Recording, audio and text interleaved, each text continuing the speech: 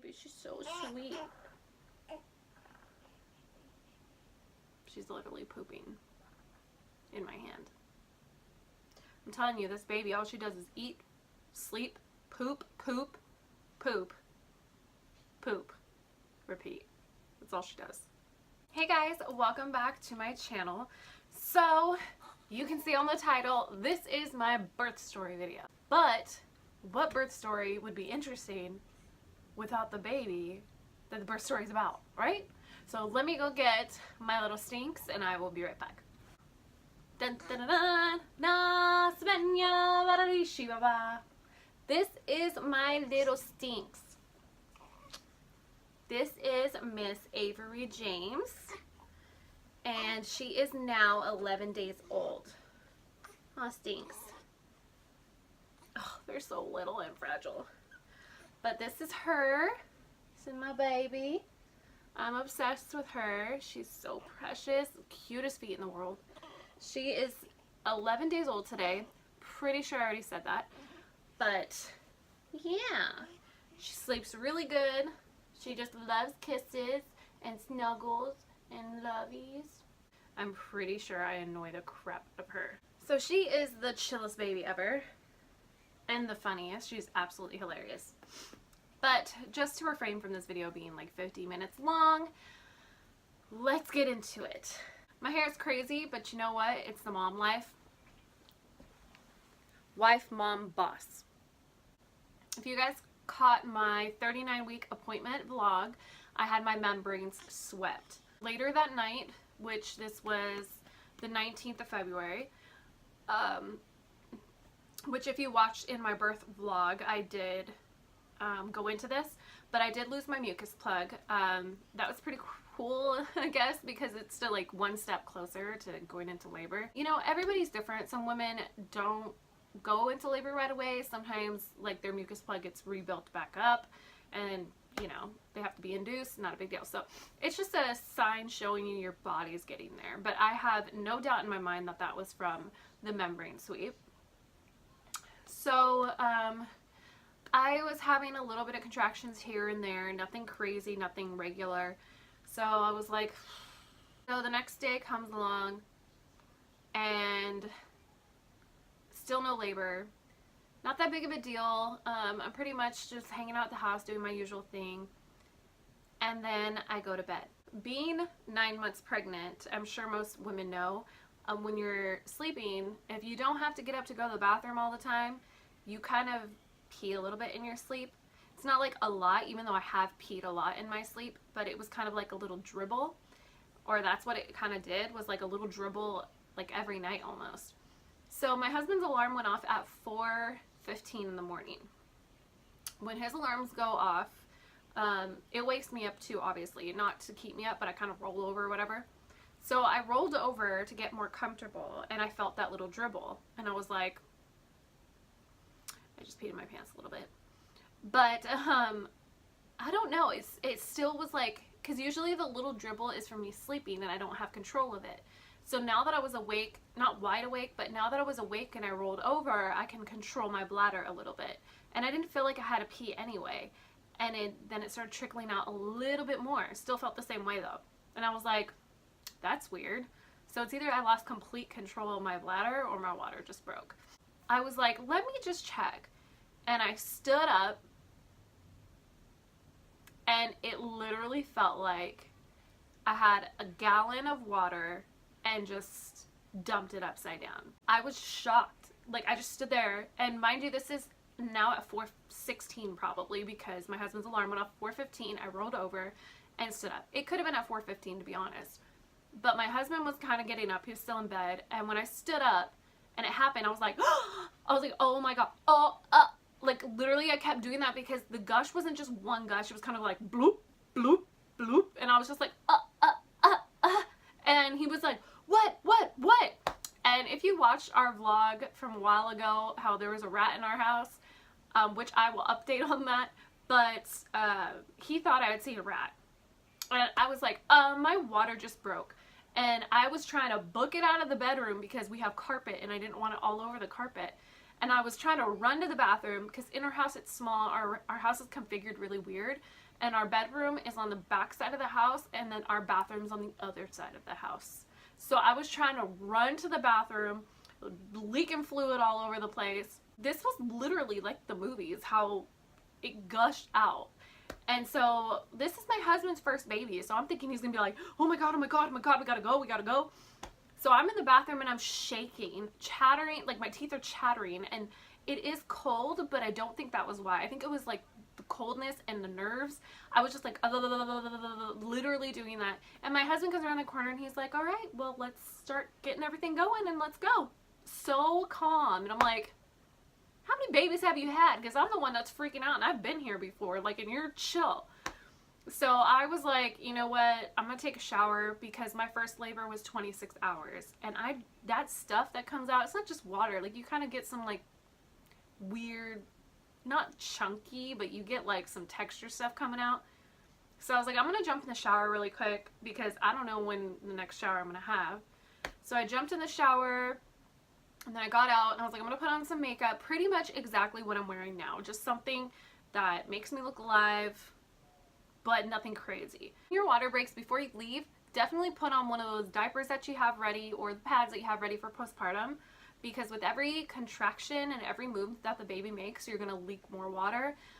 So unless you want to sit on a towel in your car, I highly recommend wearing that because you're still going to have to walk your ass to the hospital, and depending on what you're wearing, you're going to be soaked. So my husband's packing up the car while I'm finishing getting ready. My contractions are starting to come about every 3 minutes. They're stronger than any of the other ones I've had during the week, but they're not unbearable. So we get in the car, we head over, we got some french fries. I could barely eat those because I was so nervous that like I had no appetite. I forced myself to try to eat them. We get to the hospital, we're hanging out in the parking lot, which you've probably seen in my vlog, and then we start walking inside around close to 6.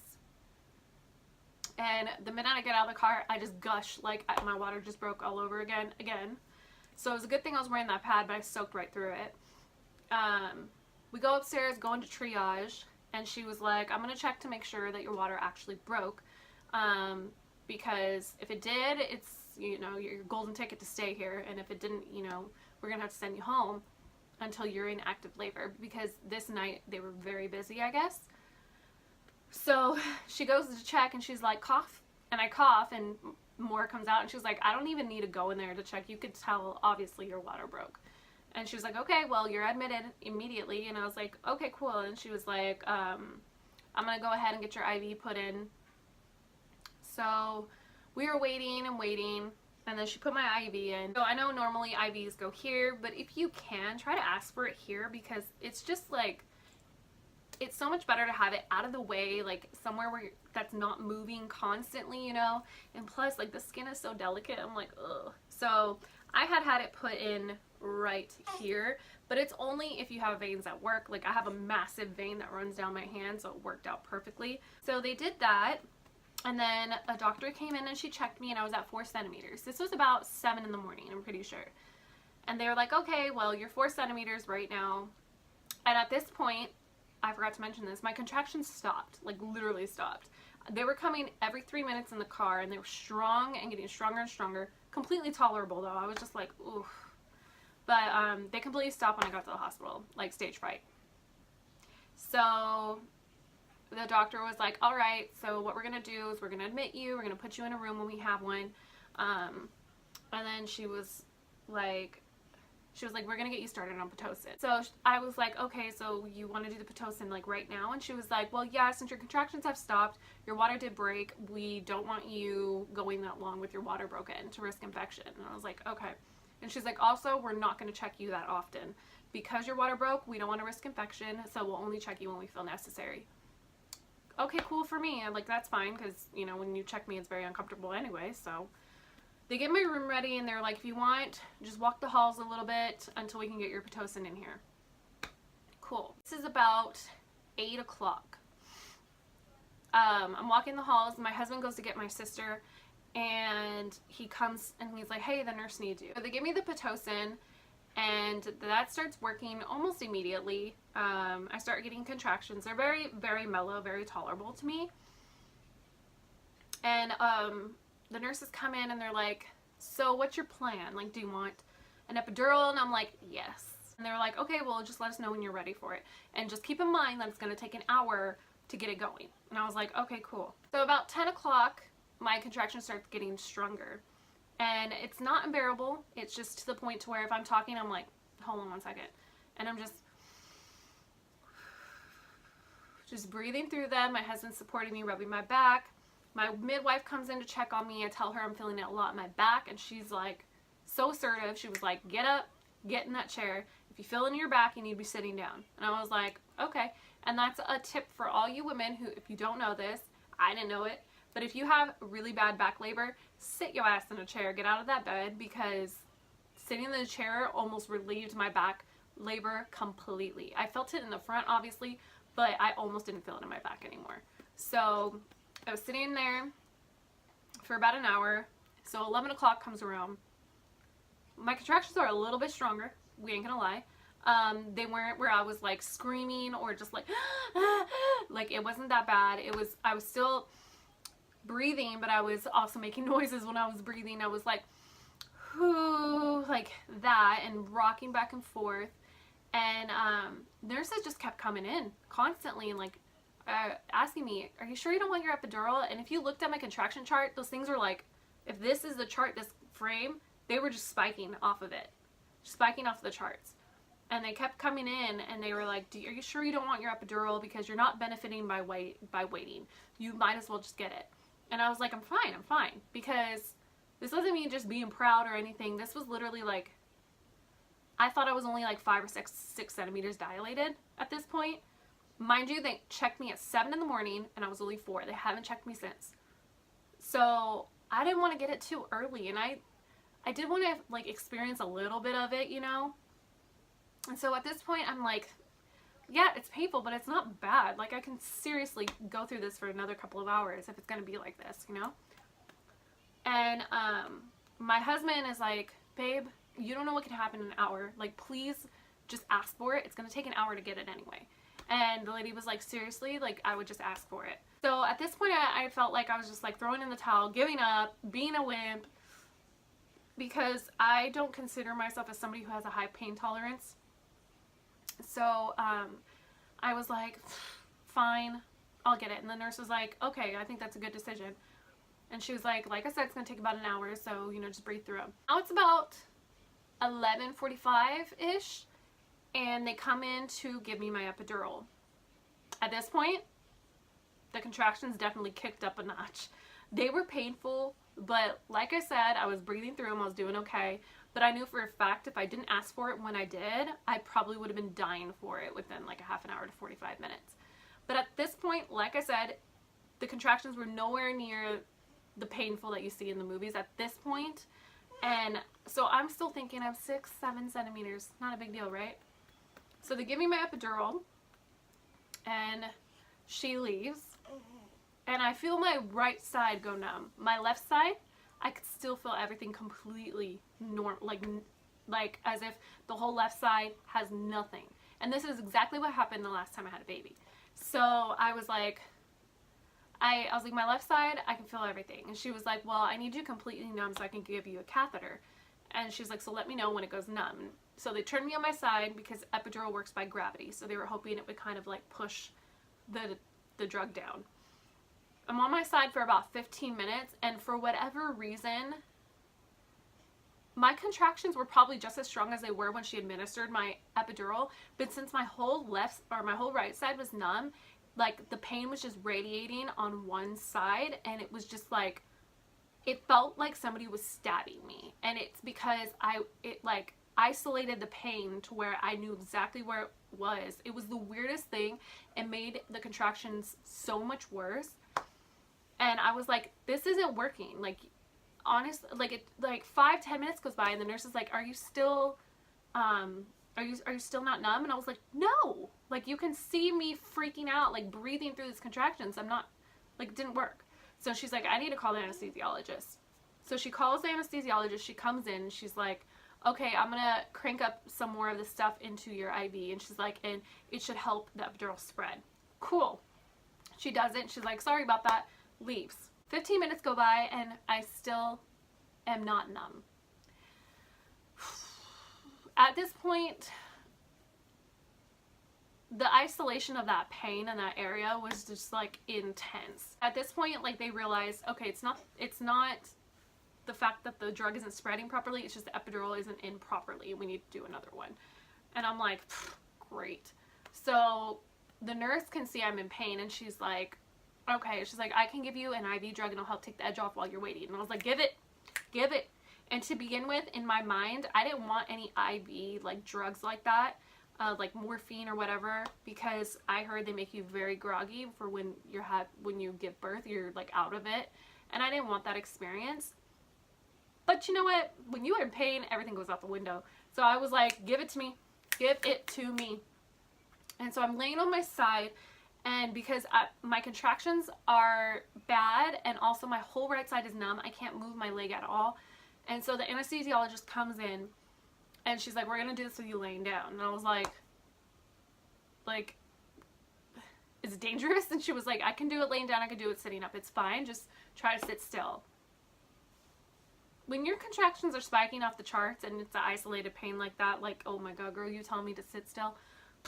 So I was trying. At this point, I was like, whoo, like, because they were painful. Still, I wouldn't even think that they were at the point of being at 10 centimeters or anything. Like, I still felt maybe I was approaching like 8 centimeters at this point. And so she's giving me the epidural, and I remember yelling at one of the nurses. I was like, where's the drugs? Where? I thought they were going to give me something. And she was like, oh yeah. So they come and they pump something up and they're like, this works almost immediately. And she's like, it might make you feel dizzy. And she was like, but it'll help. And instantly, like within a minute, I was like, I remember though seeing everything kind of like going like whoop, whoop, whoop. So I shut my eyes because I didn't want to get sick. I just felt like I was floating. It took the edge off completely. Like I could feel the contractions, but I was just like they weren't as painful. And whatever drug they gave me, it wasn't morphine. It started with a D, I forgot. But it really only lasted like 10, 15 minutes at that. Just enough to hold off until the epidural kicked in, you know? So then they roll me over. And at this point, it's working. She puts in my catheter. I legit cannot move my bottom half, like at all. And it's the scariest feeling at first because you can feel your upper body like trying to move, but you don't see anything. Like you can feel yourself like as if you're moving your leg normally and nothing's moving. So it's the weirdest feeling. And then my midwife comes in and she's like, okay, I'm going to check you now. This is at, mind you, now all of this is about like 12:15, 12:20. She's like, hey, so the last time they checked you, you were like at 4 centimeters, right? And I was like, yeah. And she's like, okay. Her face. When she goes and checks me, she's like, well, you're not at a 4. You're at a 10. You're ready to push. And I was like, what? And she was like, well, I'm sorry. You just labored naturally. And I was like, wait. So, like, I'm at a 10 right now. And she was like, yeah. And I was like, I thought I was wimping out by getting my epidural. And she was like, no, honey, you were probably at a 10 before you got it. So thank the Lord and thank the heavens that they didn't check me before my epidural like most places do. But they were trying to refrain from checking me a lot because they didn't want to, like, add an extra risk of infection. So if my water didn't break and I had gotten that far along and I asked for an epidural, they would have checked me beforehand and been like, no, you can't have it. You're too far along. They gave me an epidural and I was at 10 centimeters. And here's the thing, is I should have known better because when I was sitting in the chair waiting for it, I kind of felt like I had a poop. And I know that's the main signal if you're in labor. If you feel like you have to poop, your baby's probably about to come out. But at this point, like I said, they had just checked me a couple hours before. I was at 4 centimeters. My contractions were completely tolerable at this point. So I was like, no way, Jose. Like, no way is the baby. And I remember saying like, oh, I feel like I have to poop. And my sister was like, you should tell them that you feel that. And I was like, no. And I was like, it's not the baby. I was like, honestly, like, I'm fine. Like, no, it's not the baby. I was like, I just honestly think I have to poop because I'm nervous. And she was like, okay. And I'm pretty sure when the nurse came in, I was kind of, I think I told her that. I was like, yeah, I kind of feel like I have to poop. And she was like, oh, like pressure? And I was like, yeah, but just, it feels like I have to poop. And she's like, oh, okay. Even she didn't even think anything of it because the way I was handling it, I was just like talking to you like this. Like, yeah, I kind of feel like I have to poop. No drugs, no nothing. When a normal women, from what I've seen, are at this point in their labor, they're screaming, they're sweating, and they're ready to go. I don't know what was going on. I don't know if I just got blessed or if I actually have a very high pain tolerance, which my sister and my mom both told me, you have a high pain tolerance. Now, fast forward to this time, it's about 12:20, whatever, 12:25, I don't know. And the doctor's like, well, since we just gave you your epidural, this is like 15 minutes after my second epidural was given. So she was like, since we just gave it to you, like, well, I'll come back in an hour and we'll just, you know, try to let the epidural kind of wear off a little bit. And I was like, okay. And she's like, I want you to be able to feel the push. And I was like, okay. So I'm just hanging out, chilling with my family. I don't feel anything. We're watching Friends, hanging out. The nurse comes in. I don't know why. I don't know if she was checking me or what. But she comes in at around like 1. And she looks or does something and she's like, oh my God, the baby's about to come out. I need to get the doctor. And I was like, what? And what? I'm at this point like, it's so surreal to me because this labor just flew by. It was like triage 4 centimeters. Got in Pitocin. Small contractions, a little bit stronger.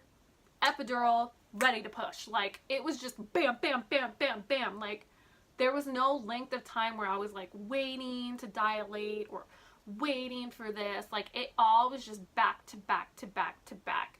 And, you know, I should have gotten some kind of signal that I was pretty far along because when they were trying to administer the second epidural and I was feeling the contractions on the left side, I remember looking at the contraction monitor and they were on top of each other. Like, I would get one and the minute it would come down, one would come back up. And, like, there was maybe, like, one break to breathe, like, for 1 second. Like, right when it went down, I was like, and then I get just another one going. So that should have been my signal that I was pretty far along at that point, but I didn't know. So the doctor comes in and, you know, she's like, okay, I need you to, you know, pick the people that you want in your room with you. You can only have 4 at Kaiser, or at least our facility. And so I had my mom, I had my sister, I had my mom, my sister, my husband, and his mom. I wanted him to have some support in there too. That is completely whatever decision you want to make because it is your body. It is, you know, very personal for you. But for me, like, I've already been through it. And honestly, I'm fine with whoever wants to be in that area. It doesn't bother me. If you can get my baby out faster, come right on in. Have some cookies, get my baby out. So it didn't bother me having somebody else in there. And I wanted it to also, like, be a special moment for my husband too. And so I felt like it was necessary for his mom to be in there. But so you know, my doctor was like, when I tell you, when you start getting a contraction, I want you to push. And at this point I couldn't feel nothing, like nothing. My sister at one point was like massaging my legs, and I have my belly and I'm laying flat so I can't see my legs, but I see her like doing this, and it's probably exactly what you're seeing right now in this frame, just moving. And this is what I see. And I'm like, wait, are you touching my legs right now? And she was like, yeah. And I was like, I don't feel anything. She's like, what the hell? I've been massaging your legs for like 10 minutes and you can't feel anything? I couldn't even feel the fact that she was touching me. I was so numb. So I was like, how am I supposed to know to push? Like, I can't feel anything. And so the contractions come in and she's like, all right, Sierra, push as hard as you can. And basically I just like, I didn't feel like I was pushing my lower body. Like, I just kind of pushed everything from here down. Like, it felt like I was putting pressure, like, on my stomach. But it was I was pushing right. Because my doctor was like, she was like my cheerleader. She was like, gorgeous, you're doing great, beautiful, keep going, keep going. She was like, she's right here, right here. 3 contractions. And this little one came flying out. Yeah. So,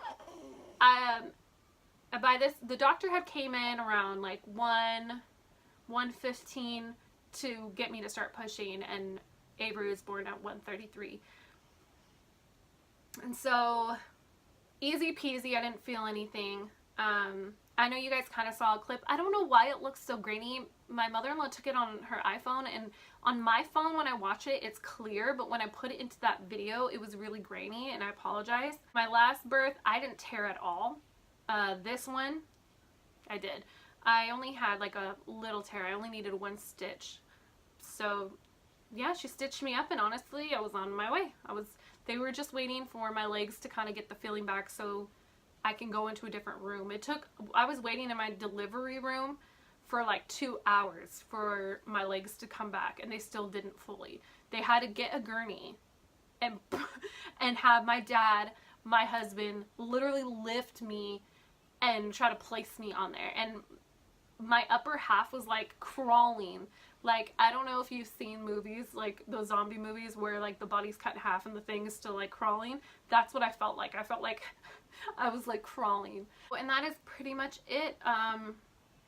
My recovery has been pretty great as well. I feel like I'm a pregnancy unicorn. Like, I had a really smooth pregnancy, a really smooth labor, and so far a really easy recovery. And I know that's, most women don't go through that, and I'm not trying to rub it in anybody's face. I'm just clearly speaking from my point of view, and hopefully giving some of you some hope that you could go through it. But that's pretty much it. This video is going on 44 minutes long, so I'm pretty sure I didn't leave anything out, but I'm trying to think. I think I'm pretty good on that. So I really hope you enjoyed this birth story. I hope you enjoyed meeting my little stinks. And we will see you in our next video. Say bye, stinks. Say bye. Say bye, stinks. Bye, guys.